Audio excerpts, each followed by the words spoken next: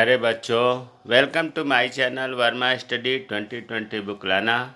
मैं UP board के class 12th के छात्र छात्राओं के लिए इकोनॉमिक्स सब्जेक्ट को हिंदी माध्यम से मैं फुल कोर्स कराऊंगा।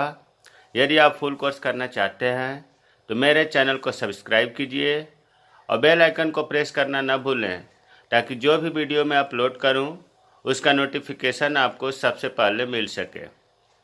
प्यारे बच्चों, व्यष्टि अर्थशास्त्र पूरा पढ़ा दिया गया है।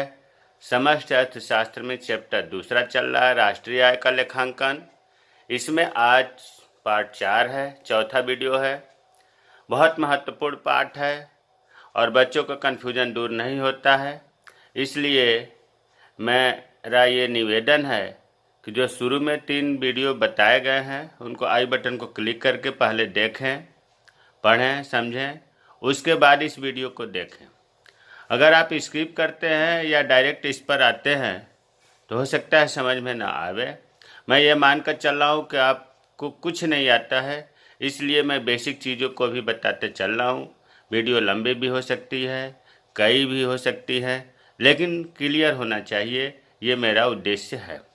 देखिए, कल हम लोग जो पढ़े थे अर्थात वीडियो 87 में 87 में जीडीपी और एनडीपी पढ़े थे।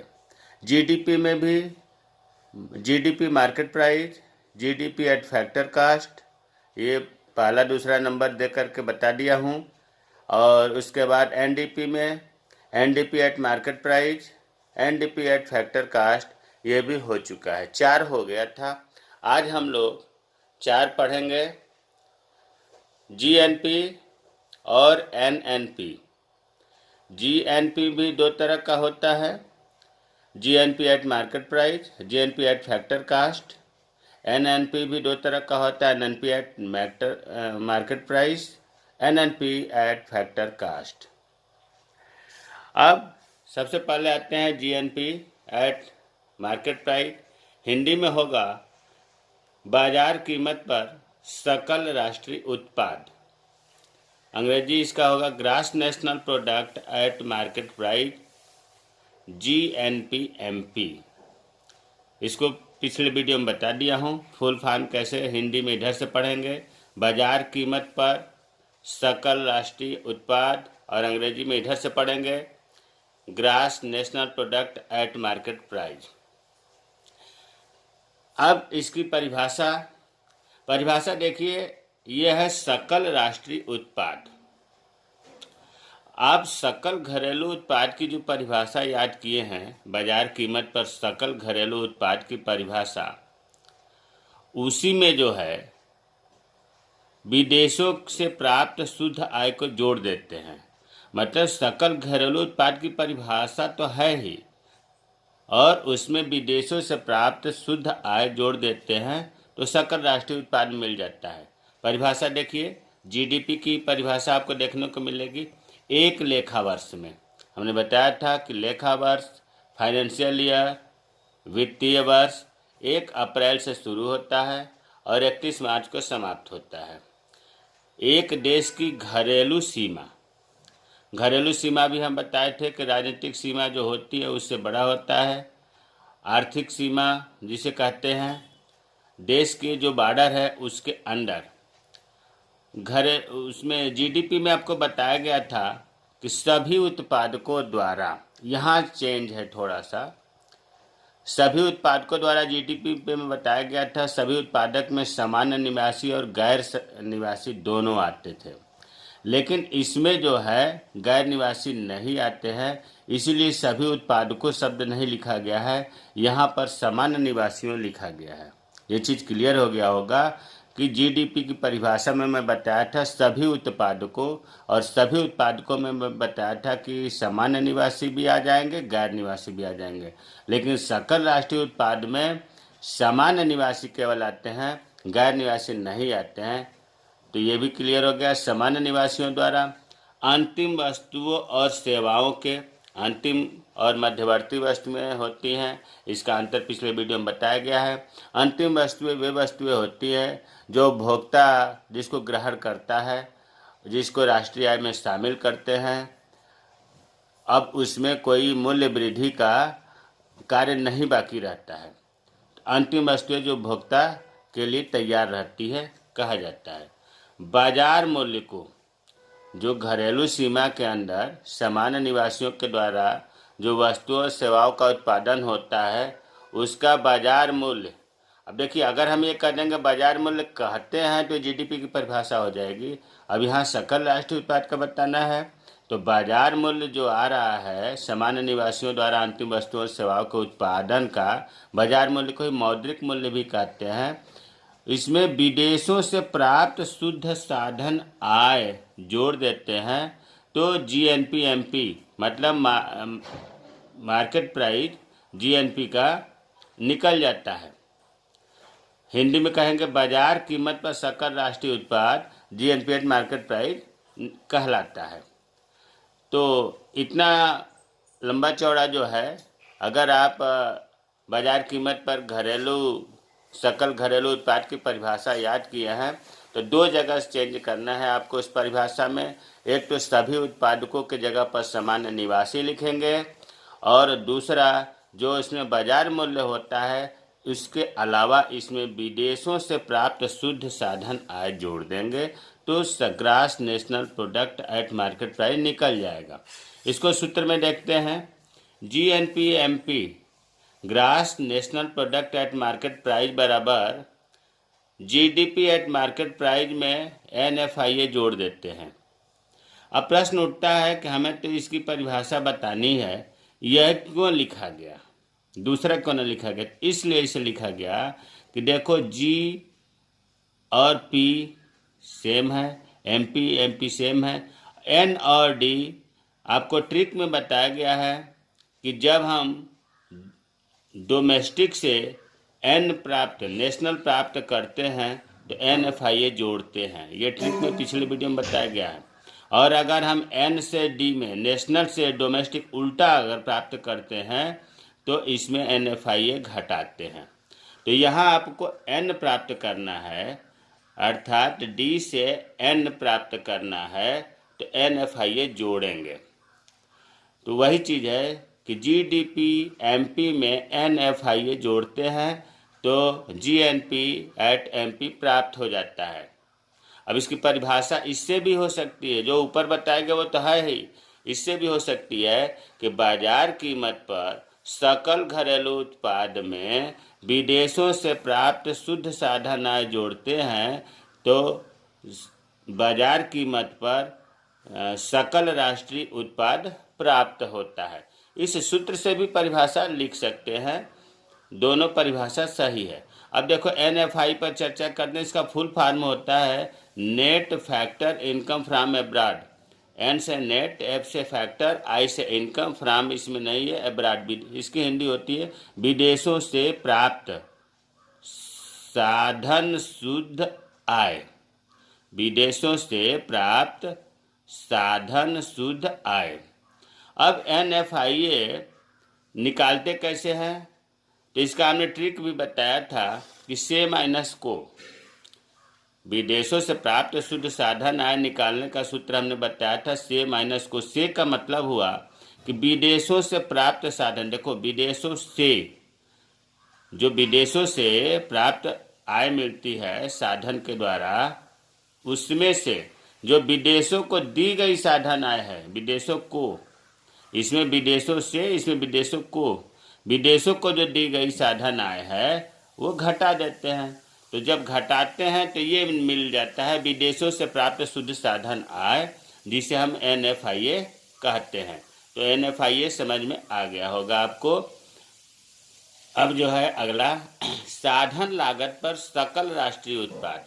अभी ऊपर आपने बाजार कीमत पर देखा, अब साधन लागत पर factor, gross national product at factor cost, GNP at factor cost. इसका सूत्र जीएनपीएफसी की परिभाषा निकालनी है तो जीएनपीएफसी इधर लिखेंगे। अब जो है इससे मिलता जुलता इधर लिखेंगे। तो देखो जीएनपी तो हमने लिखा एनएनपी, एनपी सेम हो गया, एफसी सेम हो गया। अब हमें ट्रिक में बताया गया है कि जब एन से जी प्राप्त करना हो, मतलब शुरू का एन नेट होता है, नेट से ग्रास, उल्टा यहाँ चल रहा है। ग्रास से नेट के लिए हमने बताया था कि डिप्रिसिएशन माइनस करते हैं। यहाँ आपको नेट से ग्रास करना है, तो नेट में डिप्रिसिएशन जोड़ देंगे तो जी मिल जाएगा, ग्रास मिल जाएगा। तो NNPFC नेट में डिप्रिसिएशन जोड़ देंगे तो GNPFC मिल गया। अब इससे परिभाषा क्या होगा? इससे परिभाषा तसल्ली के साथ शब्दों को ध्यान रख करके खूब आसान है।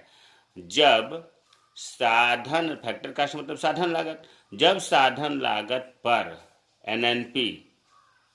एनएनपी कहिए या शुद्ध राष्ट्रीय उत्पाद कहिए, एक ही चीज है। जब साधन लागत पर एनएनपी में घिसावट व्यय जोड़ते हैं तो साधन लागत पर जीएनपी प्राप्त होता है। परिभाषा हो गया इसका जीएनपीएफसी का। परिभाषा एक ही नहीं होता है, सूत्र जितने होंगे उतने परिभाषा होगा और सब सही है। अब देखो जीएनपीएफसी तो आपको ऐसे पता चल गया। एक और होता है कि जीएनपीएफसी निकालने के लिए, अब ये जीएनपी दिया है, एफसी निकालना है, यहाँ मार्केट प्राइस लिख दिया और आपको बताया गया है कि मार्केट प्राइस से फैक्टर कास्ट में जाना होता है, फैक्टर कास्ट निकालना होता है तो मार्केट प्राइस से एनआईटी घटा देते हैं। नेट इनडायरेक्ट टैक्स शुद्ध अप्रत्यक्ष कर। तो जब एमपी से हम एनआईटी घटा देंगे तो फैक्टर कास्ट मिल जाएगा।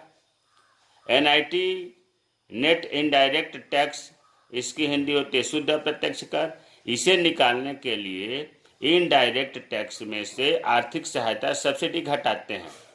ध्यान दो, ये एनआईटी शुद्ध अप्रत्यक्ष कर है और अप्रत्यक्ष कर जो अप्रत्यक्ष कर लगाया जाता है।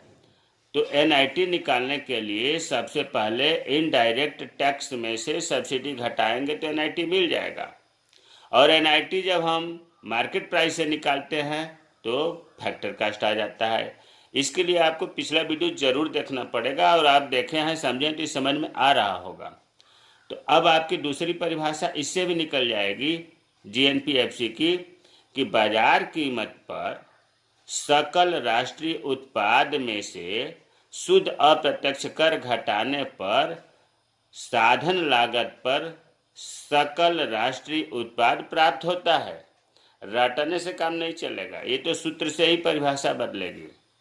तो हमें उम्मीद है अब इसकी दो परिभाषा, जीएनपीएफसी की दो परिभाषा हो गई, ये भी और ये भी आप समझ लेंगे तो दोनों आसान है, नहीं तो एक तो हर हाल में याद रखना ही पड़ेगा। सातवां है, अब आपको ये जीएनपी हो गया, जीएनपी एट मार्केट प्राइस भी बता दिया, जीएनपी एट फैक्टर कास्ट भी बता दिया। अब एनएनपी दो तरह का होता है, एनएनपी एट मार्केट प्राइस। तो पहले इसे देखते हैं। एनएनपी एट मार्केट प्राइस का हिंदी होगा बाजार कीमत पर शुद्ध राष्ट्रीय उत्पाद, अंग्रेजी में net national product eight market price, NNPMP। शुरू का एन नेट होता है, बीच का एन नेशनल होता है, P product at market price. अब इसका सूत्र देखिए, सबसे पहले हमें ये निकालना है तो हमने लिख दिया NNP एट MP। अब NP ये सेम है, MP उतार लिया। अब G लिख दिया, GNP लिख दिया। क्यों लिख दिया? क्योंकि हमें पता है कि ग्रास से जब नेट प्राप्त करना होता है तो ग्रास में से डिप्रिसिएशन घटा देते हैं। तो वही चीज़ है, GNP एट MP में से डिप्रिसिएशन मूल्यह्रास घटा दिया तो NNP एट MP प्राप्त हो गया। एक परिभाषा तो ये हो जाएगी NNP-MP का। कैसे होगा? बाजार कीमत पर सकल राष्ट्रीय उत्पाद में से मूल्यह्रास घटाने पर बाजार कीमत पर शुद्ध राष्ट्रीय उत्पाद प्राप्त होता है। वही चीज़ इधर लिखा है। दूसरी परिभाषा हो सकती है NNP-MP निकालने के लिए NDP-MP हमने लिखा, N शुरू का और P लिख दिया, MP लिख दिया, बीच में D है। अब D से N प्राप्त करने के लिए, बीच वाला D डोमेस्टिक है, बीच वाला N नेशनल है। डोमेस्टिक से नेशनल प्राप्त करने के लिए आपको बताया गया है कि NFIA जोड़ते हैं। ट्रिक में बताया गया है पिछले वीडियो में कि डोमेस्टिक से नेशनल प्राप्त करने के लिए NFIA जोड़ते हैं। NFIA विदेशों से प्राप्त शुद्ध साधन आय। अभी ऊपर हमने बताया कि NFIA बराबर होता है से माइनस को विदेशों से प्राप्त साधन आय में से विदेशों को दी गई साधन आय घटाते हैं तो NFIA प्राप्त होता है। तो NNP एट MP की परिभाषा क्या होगी?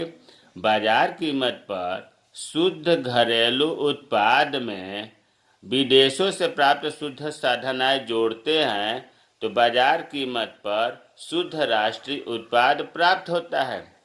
तो इस प्रकार से हमें उम्मीद है कि बाजार कीमत पर शुद्ध राष्ट्रीय उत्पाद समझ में आ गया होगा। अब लास्ट है साधन लागत पर शुद्ध राष्ट्रीय उत्पाद, net national product at factor cost, NNPFC।